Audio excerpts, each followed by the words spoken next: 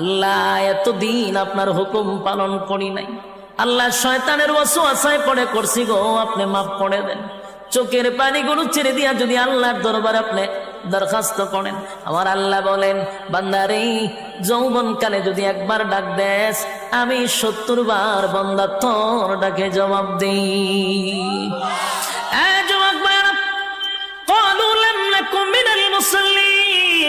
যারা দুনিয়ার জমিনে মুসল্লি ছিল না তারাই তো জাহান্নামী, এক নম্বরে জাহান্নামে যাওয়ার কারণ।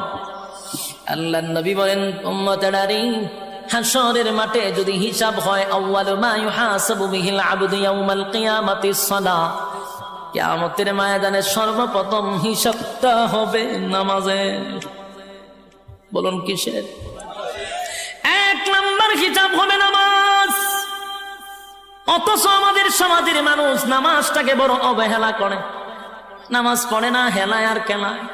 জিগাইল হুজুর আমার ফ্যান বালা না, কি হয় ফ্যান বালা, হুজুর আমার সময় নাই, আমি খুব ব্যস্ত। আল্লাহ বলবে বান্দারে সময়ের মালিক তো আমি, রাইতে দিনে 24 ঘন্টা সময় তো আমি দিছি, আমার দেওয়া সময় কেন আমারে দিলি না?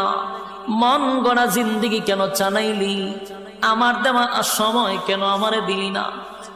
ইমাম সাহেব মাদ্রাসার মুহতামিম যদি বলে আসেন না নামাজে যাই, উত্তর দেয় হুজুর সময় নাই। যেই লোকটা বলছে হুজুর সময় নাই, এই লোকটা দেখবেন বন্ধুদের আড্ডায় সময়ের অভাব নাই, চাকরিতে সময় আছে, ব্যবসাতে সময় আছে, বউ বাচ্চারের সময় আছে, বন্ধুদের আড্ডায় সময় আছে, বিপিএল খেলায় সময় আছে, আইপিএল খেলায় সময় আছে, বিশ্বকাপ খেলায় সময় আছে, ফেসবুক শরীফের সময় আছে, ইউটিউবের সময় আছে। সময় নাই শুধু আল্লাহর বেলা। আল্লাহ বলে বাংলা শুন, আমার দেওয়ার সময় আমার দিলি না,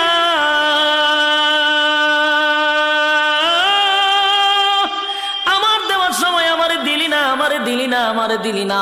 1 নাম্বার কারণ হবে জাহান্নাম। ক্বালু লাম নাকু মিনাল মুসাল্লিন, জাহান্নামীরা চিৎকার দিয়া বলবে ও জান্নাতীরা, জাহান্নামে আসার 1 নাম্বার কারণ হলো ক্বালু লাম নাকু মিনাল মুসাল্লিন, তোমরা মুসল্লি ছিলা, আমরা দুনিয়ার জমিনে মুসল্লি ছিলাম না, তাই তো জাহান্নামে আসছি।